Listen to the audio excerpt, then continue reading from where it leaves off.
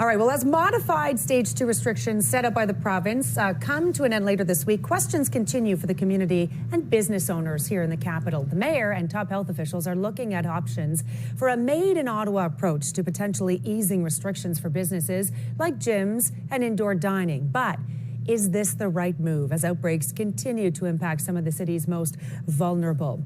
Let's bring in University of Ottawa epidemiologist Dr. Raywat Deonandan. Good morning, doctor. Thanks for joining us. Good morning. Let's start with what Dr. Etches is saying. She is saying last night that we need to do better at coexisting with the virus. And she's specifically pointing out that we need to find a balance on fighting the coronavirus, but also considering our mental health and the local economy. What does that look like to you? It's a good question. I'm not sure what plan she is putting forth, but on its face, it's not a bad statement to make. Yeah, we have to consider the effects on the economy. We have to consider the effects on people's mental health. Absolutely. But what does that mean in terms of a plan? And can a plan be enacted locally without buy-in from the province and from the federal government? I'm not sure that's possible. But I like that we're having this conversation. This is a time for creative thinking and new plans on the table. Is it time we start, I hate to say, but living again in some way that is resemblance of maybe stage 3, something that that feels a little bit more like normalcy, even though the numbers are still relatively considered high by health authorities? Here's the thing, we can do that. Other countries have shown us how to do it. Taiwan, South Korea, New Zealand, Australia. We have to choose a strategy. It can be elimination, suppression, mitigation, any of these existing tools that we can apply. But regardless of what we choose, we have to reinvest in public health infrastructure. A lot of testing, a lot of contact tracing, and the powers to isolate. So without those tools, this is just, pointless talk. We have to be able to actually invest in the appropriate public health infrastructure. How much does it come down to that contact tracing? In my opinion, this is everything. This is how the Asian countries have managed to acquire their degree of pseudo-normality. They do backwards contact tracing, which requires a lot more resources than we've been able to bring to bear so far. So if we can identify cases, we can snuff them out before they become outbreaks, and we can live our lives. We can have something resembling an open economy. And I can't believe it's taken us this long to make these investments. It was the obvious thing to do from the very start of this epidemic.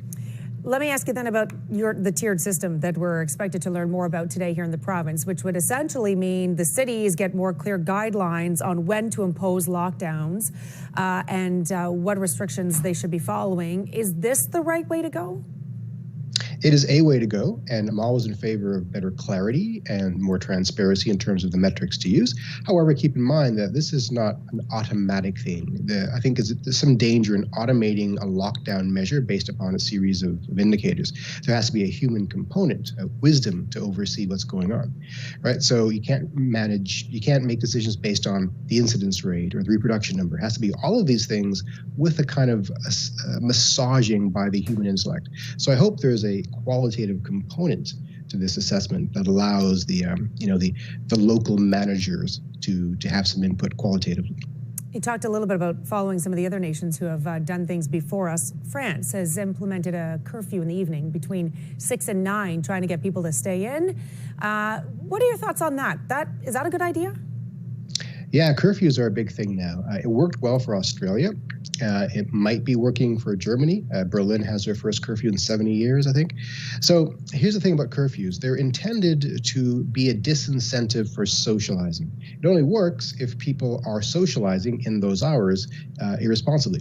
So closing bars and stuff helps. If people are going to socialize in private homes, it's hard to enforce a curfew that will have an effect on that kind of gathering.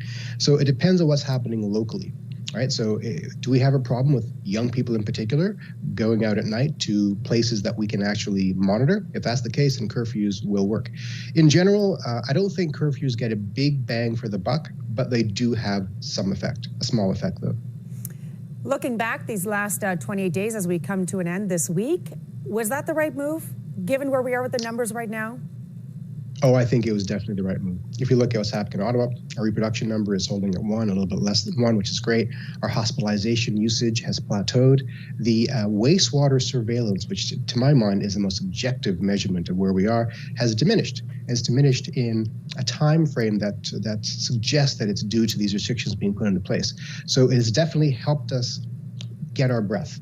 Right now, the question is, have we used this time constructively so that when we do reopen up, we do so more safely with a longer term strategy in place. So does that leave you feeling optimistic then for the next couple of months in our city? I'm always optimistic. I'm optimistic as well because of the conversations that we're having and the fact that people understand that we need to do better investing in these public health measures and also how to use these indicators appropriately. We're having this conversation now about reproduction numbers and wastewater analysis. Everyone's an expert now, right? So the fact that so many people are on board with understanding how this works fills me with a lot of optimism. Dr. Raywat Deonandan, always appreciate your time. Thank you so much. Thank you.